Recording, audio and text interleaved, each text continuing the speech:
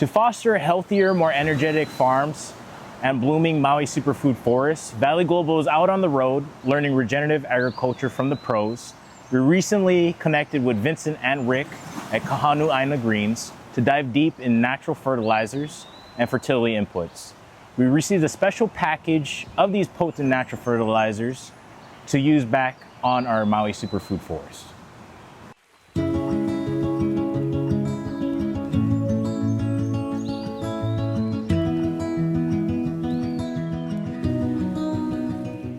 So Kahanu Aina Greens, you have to understand, is making a living on a postage stamp.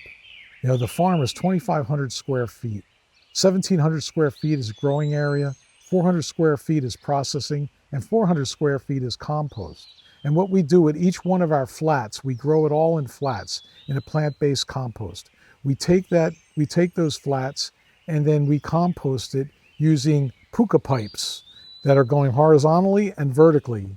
And so it can build the pile up to where it doesn't go anaerobic because of the air that gets in through the pile. We don't have to turn it. It's a static pile. And now the product that we've been using over the years has cultured to being 32 years old compost that we harvest and amend accordingly to soil test what elementals it needs. And then we use it to grow our microgreens.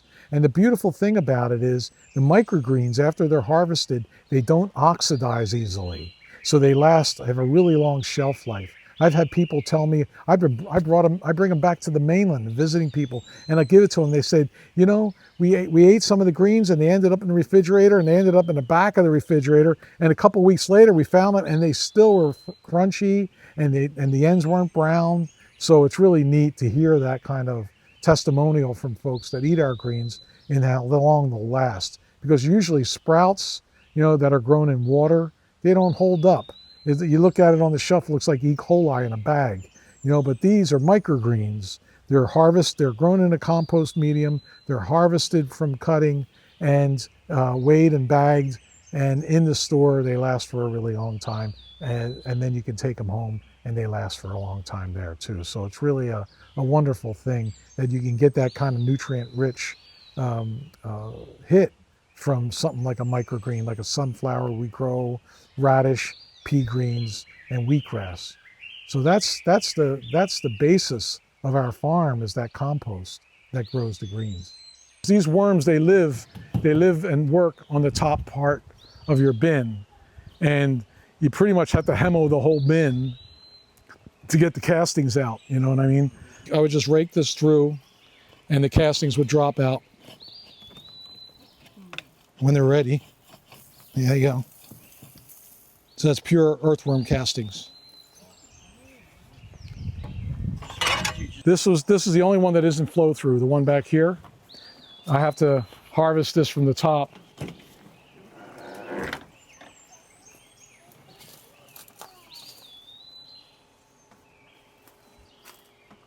And that's what you're looking through the microscope. That's from this bin. Here, put them in your hand and smell them and pass them on. So what's your process of building this up? I'm basically using cardboard, the shredded cardboard. I go back and forth between the crumbles and the mats and then put the juice pulp on it. Okay. But I want to try a little bit of horse manure because the worms really love the horse manure, you know. Where do you get your worms? You buy them? No, I just got them. Yeah, I got them. And, you know, they proliferate. They're like rabbits, you know. Red wigglers is what I'm using. We do vermicomposting here at Kahanu Aina Greens. And what I love about the red wigglers in composting, in vermicomposting, is that they basically are top feeders and they create these beautiful castings. And so what I'm doing in our particular situation, I have 2-foot diameter sewer pipes that I open the bottom up and I put pipes, I heated PVC pipes to conform around the bottom. And so this way I could put a rake underneath and rake the castings, to harvest the castings down below. So basically it's feeding from the top and harvesting from below. And it's really a beautiful system, but they don't sleep. They're like rust. They just feed and procreate, and And it's a beautiful thing watching them develop. And I look at their castings underneath the microscope, and wow, the proteins and the sugars that you can see in the casting, they're like, they look electric. You know, they're real shiny. The castings are real shiny in the microscope, and that's the proteins and sugars. So, you know, what goes through the earthworm, it's known that the earthworm would ingest E. coli and it doesn't come out the other side. So it's able to process some amazing things throughout its gullet. And in the microscope, you can actually see the food passing through the worm and developing into a casting. And that's what builds humic structures. And it reminds me of when I was a kid at the beach, and I used to take sand and let the sand run through my fingers, and it would build like castles, you know, and that's the humic. It looks like humic structures that are coming out of a worm bin. This is an interesting structure. You notice, what do you notice about this PVC? 2-inch PVC with a lot of weight on it. Yeah. It's not flexing. You know why? 2x2s fit right inside. You may have to mill it down sometimes, they're a little bit bigger, you know, but you just, these are like wooden beams. Yeah. And then what I put construction pins. Join them. Yeah, construction pins in the ground, left them 6 inches standing above the ground, so termites, you know, and then put the wood that they sit on top of the construction pin, and it's real structural, yeah. So what are you using in your trays to start? This and compost? No, I'm not using, I'm going to sell them the worm castings. Oh, okay. Yeah, I don't need worm castings in my compost, it's plenty. Yeah, So just straight compost? plenty of nutrient, yeah. Yeah, you got to hydrate. Yeah. You got to hydrate, yeah.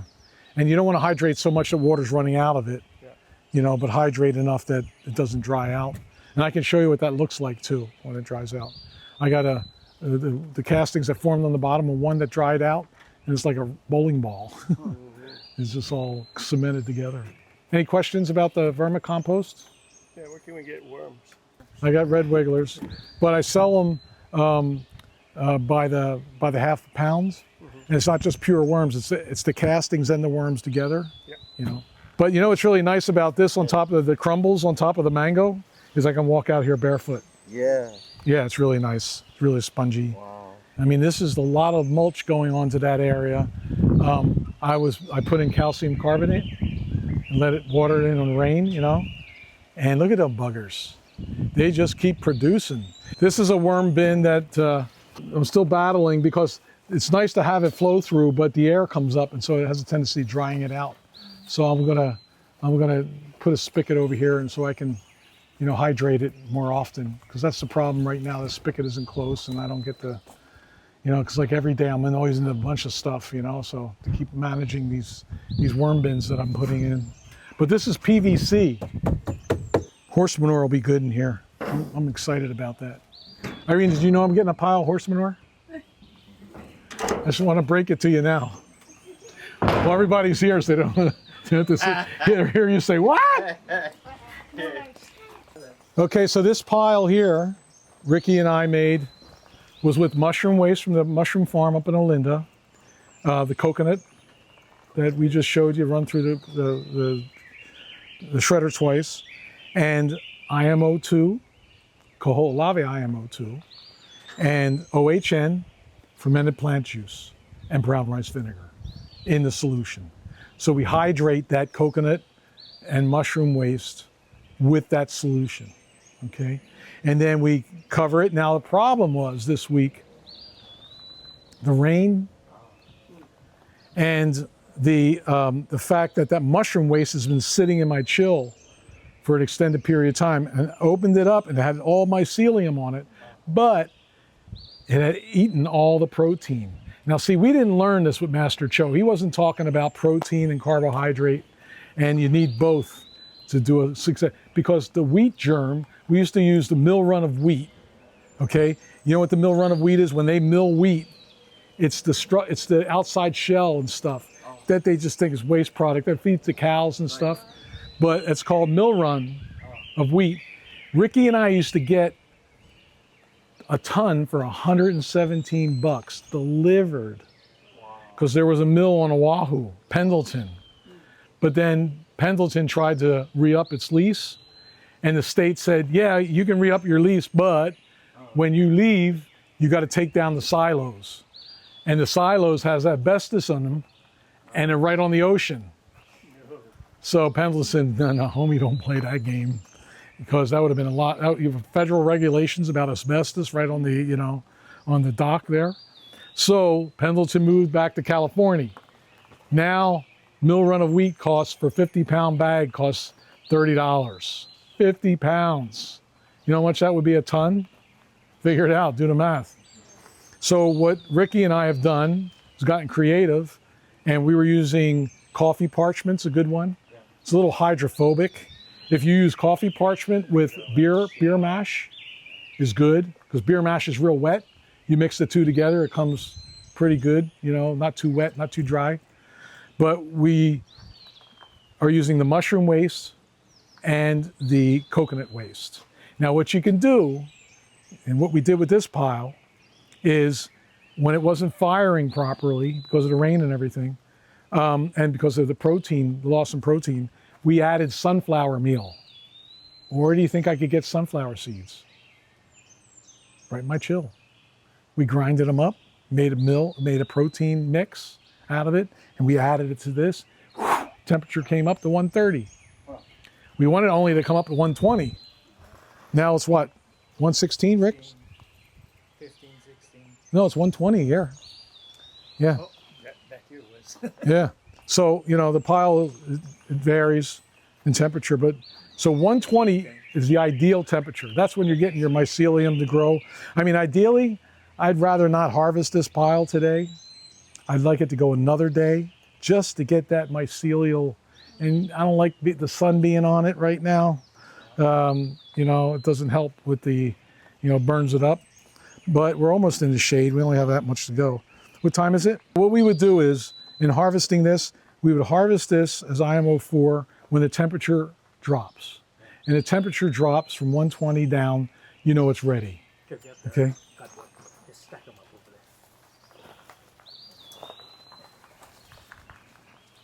there. Yeah, we don't want to take it all off. Just right here, so you can see. Yeah, I don't want the sun on it. Give me one of those mats, please. Not like it's going to kill everything, but yeah.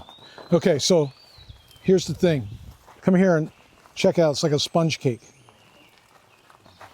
Now, have you ever seen a compost pile this height be 120 degrees? Come over here, everybody, come over here. I want you to take your hand and go like this and see how far down you can go before it's uncomfortable. And this is only since when? 2 days ago. Really? You just turned this, right? Well, I think one time it was turned it. Yeah. This is going to be the second time you can turn it. Do a new hole because we just let a lot of heat out.